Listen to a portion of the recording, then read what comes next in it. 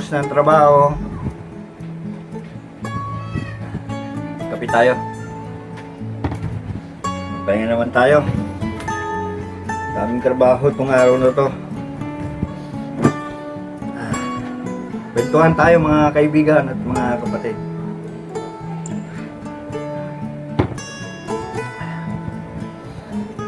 Dami naming kinuha ng paninda. Pero maaga pa rin naman tayo natapos sa trabaho. Ay siya nga pala, mga kaibigan, mga kapatid, meron akong ikukwento sa inyo. Kanina ay nag-deliver tayo ng tubig. Isa sa mga customer ko ang nakausap ko tungkol doon sa kalagayan ng daigdig. Si Mang Arthur. Napag-usapan namin yung tungkol doon sa mga kumakandidato. Siyempre, meron siyang mga sinasabi tungkol doon sa mga kumakandidato. Tapos, natungo yung kwentuhan namin tungkol doon sa pera. Kasi sabi niya, iba naman daw politiko kaya sila kumakandidato dahil sa pera.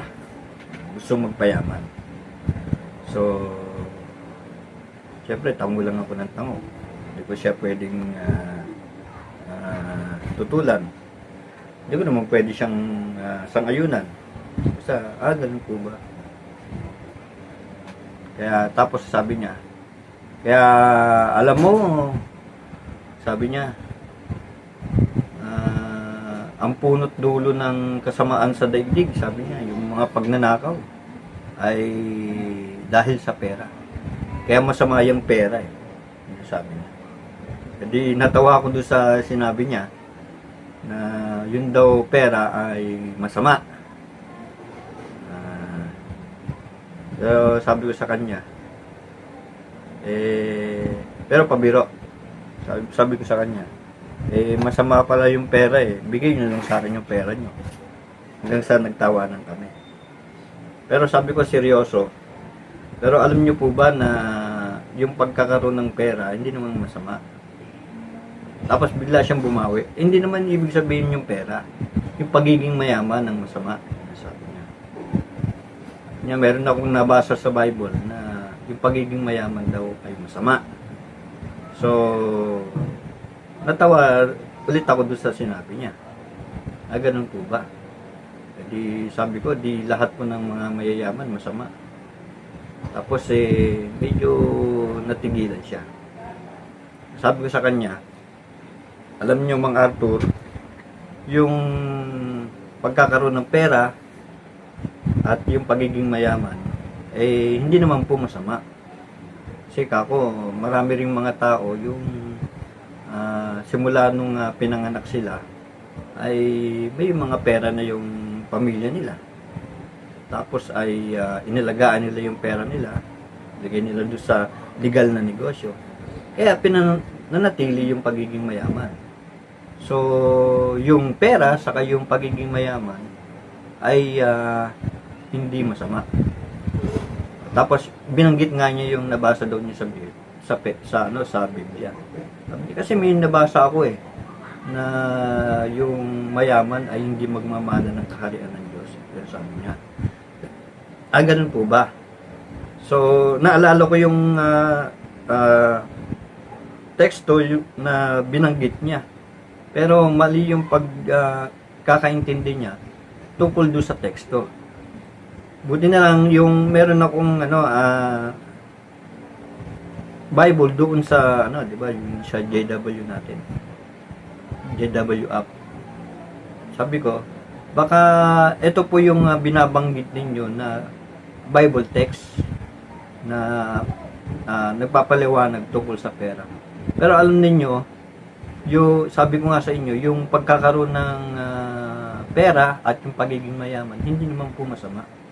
Ngayon po, ano yung nagiging masama doon? Di mabuti basahin natin. Yun yung sinabi ko sa kanya. Hinarap ko yung teksto. Unang Timoteo sa Isgis. Unang Timoteo sa Isgis. Yata yun. Ito yun mga kapatid at mga kaibigan. Tingnan natin kung yung Bible text na to ay pinahihiwatig na yung pagiging may pera o yung pagiging mayaman ay masama. Kasi yun yung pagkakaunawa niya tungkol dun sa teksto na nabasa daw niya. Basahin natin. Unang Timoteo sa Isgis. Ito yon yung binabanggit ni Mang Arthur. O Mang Arthur, sabi ko sa inyo ay panoorin niyo yung vlog ko sa YouTube. Ayan. Ito yon Mang Arthur. Ikalawang Timoteo sa Isgis. Ang sabi dito. Dahil ang pag-ibig sa pera ay ugat ng lahat ng uri ng nakapipinsalang bagay. At dahil sa pagpapadala sa pag-ibig na ito, ang ilan ay nailihis sa pananampalataya at dumanas ng maraming kirot. Yun.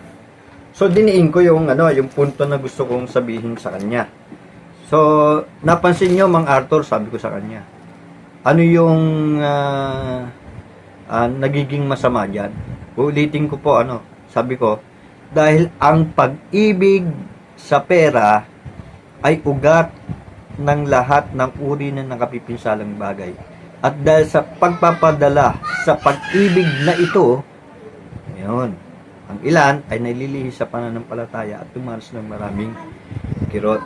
So, napansin ninyo mga kapatid at mga kaibigan, kung ano yung nagiging masama doon sa pera. Hindi yung pera mismo ang nagiging masama o yung pagkakaroon ng maraming pera, kundi yung pag-ibig sa pera. Yun yung pinalitaw ko kay Mang Arthur. Mang Arthur, yun yung sinasabi, yung pag-ibig sa pera. Bakit ba nagiging masama yung pag-ibig sa pera? Katulad ngayong nangyayari, kapag ang isa ay puro pera na lang ang iniisip, kasi ganun kapag labis mong iniibig yung pera, abay, lagi mong iniisip yun, paano madadagdagan. O kapag yun ang lagi mong iniisip, yung pera na lang, puro pera dito, pera doon, anong mangyayari? Kung minsan nakakaisip ka ng masasamang bagay. Minsan yung iba ay nakapagnanakaw. Yung iba naman ay napapabayaan na yung ilang mga bagay. Yung pamilya. Kaya dahil sa pag-iisip sa pera, pag-ibig sa pera, yung ibang mga bagay na siya santabi. Lalo na yung paglilingkuran sa Diyos. Kapag puro ng pera ang iniisip mo, wala ka nang iniisip na iba, kundi pera na lang. At yung gusto mo, dagdagan ng dagdagan. Hindi ka na nakontento doon sa mga bagay na meron ka. Kaya lagi mong iniisip ang pera. At yun ang ibig sabihin ng pag-ibig sa pera. Ayun, Alam nyo, may binabanggit ang ating Panginoong Hesus, mga kapatid at mga kaibigan, hinggil dyan. Alam nyo, kapag ang isang tao ay labis na umiibig sa pera,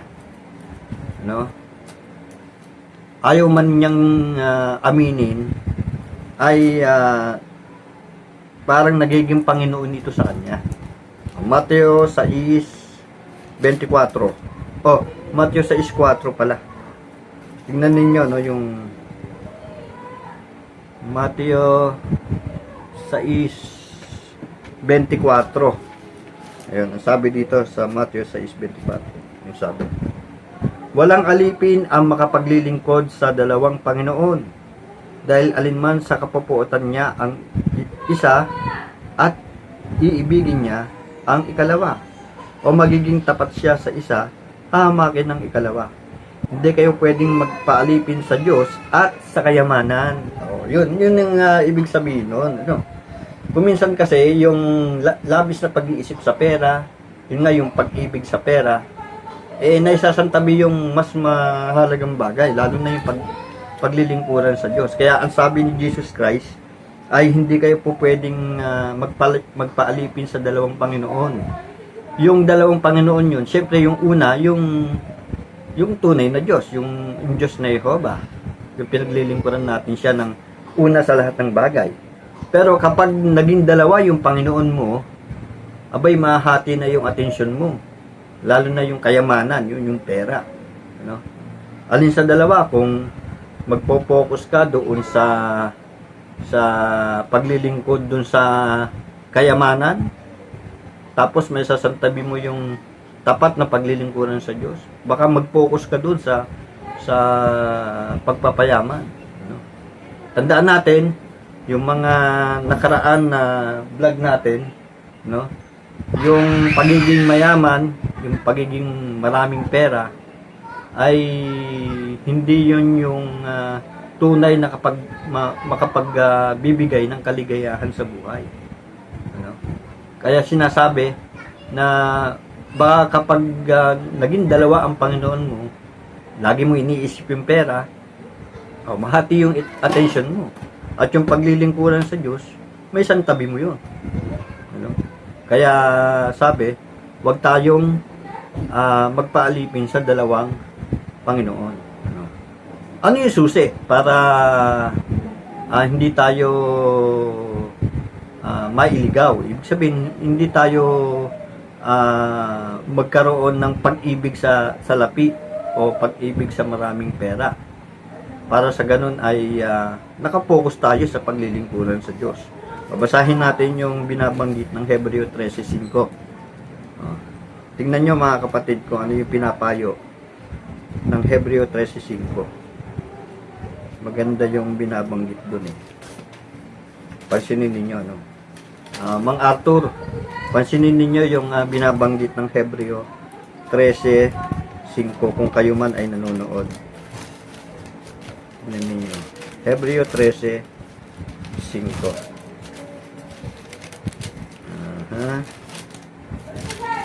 Ayan. Ang sabi dito, huwag nawang makita sa pamumuhay ninyo ang pag-ibig sa pera. Ayun. Huwag nawang makita sa pamumuhay ninyo ang pag-ibig sa pera at maging kontento na kayo sa mga bagay na mayroon kayo. Pansinin nyo, no? Maging kontento na kayo, sabi niya, sa mga bagay na mayroon kayo. Dahil sinabi niya, hindi kita iiwan at hindi kita pababayaan. Ayun. May assurance ang Diyos sa atin kapag hindi natin pinagpapalit sa pera yung paglilingkuran sa Diyos. Ulitin natin, ano? Sabi niya, hindi kita iiwan at hindi kita pababayaan. Kaya isang payo sa atin to na huwag tayong makitaan ng Diyos na may pag-ibig sa pera. Kasi sabi ko nga, yung pag-ibig sa pera, yan yung pangunahing nagiging sanhi para sa ganon, yung mga mahalagang bagay ay may santabi natin. Ano? Yung, siyempre, yung paglilingkuran sa Diyos, mawalan tayo ng gana. Ganon din, yung quality time sa ating pamilya, nawawalan na yon dahil sa trabaho na lang tayo ng trabaho, gusto nating yumaman. Ayun, naagaw yung para sa pamilya. Masama din yun, mga kapatid, mga kaibigan, mga Arthur. Kaya pinabalaan tayo na hindi tayo dapat magkaroon ng pag-ibig sa pera. O yung magdanasa tayo ng napakaraming kayamanan sa buhay. O dapat, saan tayo dapat mag-focus kung hindi tayo magpo-focus doon sa mga material things. Mateo 6:33, maganda to. Ang sabi dito, kaya inom muna ako ng kape. Baka lumamig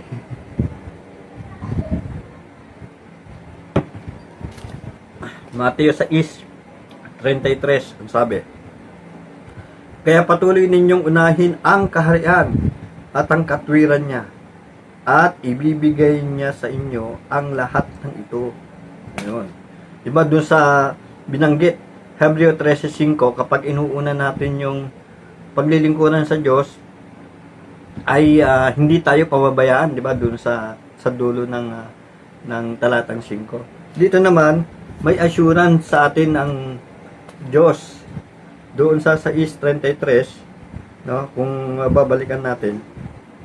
Sabi, kaya patuloy ninyong unahin ang kaharian at ang katwiran niya, at ibibigay niya sa inyo ang lahat ng ito. No? Sa ibang mga salin ng Biblia, yung salitang ibibigay, idaragdag sa atin yung mga pangangailangan natin. Kung uunahin natin yung may kaugnayan sa kaharian, yung tungkol doon sa kaharian, yung spiritual na mga bagay. Yun. So, uunahin natin yun. Yung paglilingkuran sa Diyos, yung pang-spiritual na mga bagay. Bakit? Sapagkat pag ginawa natin yun nga, ibibigay at idadagdag sa atin yung lahat ng mga pangangailangan natin sa buhay. Hindi tayo pababayaan ng Diyos na Jehovah kapag tayo ay umuna doon sa kanyang mga pag-uutos, yung pangangaral ng kaharian ng Diyos at yung mga spiritual na mga bagay, uunahin natin yun. Paglilingkuran sa Diyos, yun yung idinidiin doon. No? Nakalulungkot, maraming mga tao yung wala ng time sa paglilingkuran sa Diyos. Puro trabaho na lang ng trabaho. Yun nga, doon pumapasok yun sa pag-ibig sa pera. Pero ang tunay ng mga Kristiyano, ang inuuna nila sa buhay, hindi yung pera, kundi yung pag-una sa kaharian, yung pangangaral ng mabuting balita ng kaharian, at pag-una doon sa mga bagay na pang-spiritual. Mateo 6:33. Ayan. Merong isang lingkod ang Diyos na naranasan yun. Dahil inuna niya yung paglilingkod sa Diyos, naranasan niya yung mga pagpapala ng Diyos at hindi siya pinabayaan. Sino kaya ito? Binanggit niya yun Awit 37:25. Tingnan ninyo, mga kapatid at mga kaibigan. Kaya magsisilbing halimbawa itong lingkod ng Diyos na hindi natin dapat pabayaan yung mga spiritual na mga bagay, yung paglilingkuran sa Diyos. Awit 37:25. Ano sabi dito? 37:25. Sabi, bata ako noon at ngayon ay matanda na, pero wala pa akong nakitang matuwid na pinabayaan at wala akong nakitang anak niya na namamalimos ng tinapay. O sino to? Si David to, di ba? Mula nung kanyang pagkabata hanggang sa tumanda siya, never pa niya nakita na yung tapat na mga lingkod, maging siya, ay pinabayaan ng Diyos. Dahil inuuna niya yung paglilingkuran sa Diyos. So, assurance din sa atin yan. Kung tayo ay may pagtitiwala sa Diyos, ano uunahin natin? Hindi yung material things, hindi yung pag-ibig sa salapi, kundi yung mga bagay na pang-spiritual, yung paglilingkuran sa Diyos. Kaya hindi natin dapat pababayaan yan. Yan. Sabi nga ni David, mula nung pagkabata, naging matanda siya, never pa niya nakita na ang lingkod ng Diyos ay pinabayaan. So tayo rin, kung inaangkin natin tayo ay mga tunay na mga lingkod ng Diyos, hindi tayo magiging palaisip sa material na mga bagay. No? Hindi tayo nababahala dun sa mga bagay na material. Kasi bakit? Hindi naman tayo, posibleng hindi tayo maging mayaman, hindi tayo maging maalwan yung buhay, pero ina-assure sa atin ng Diyos na hindi niya tayo pababayaan. Yun ang mahalaga. No? Hindi tayo namamalimos. Wala nga daw lingkod ng Diyos na namalimos. No? Walang lingkod ng Diyos na namalimos. So, yan ang pinakamahalaga, yung paglilingkuran sa Diyos na Jehovah. So, pinakikita dito na hindi tayo dapat maging palaisip sa material ng mga bagay. Yung pag-ibig sa salapi, iwaksin natin yan. Tanggalin natin sa isipan yan. Yung maging maalwan pa sa panahon nating ginagalawan, hindi. No? Kundi i-focus natin ang pansin natin sa paglilingkuran sa Diyos na Jehovah. So yun lamang mga kapatid at mga kaibigan, yung ating munting vlog na yon. Kapit tayo. Maraming salamat sa inyong patuloy na pagsubaybay sa ating munting vlog. Bye-bye!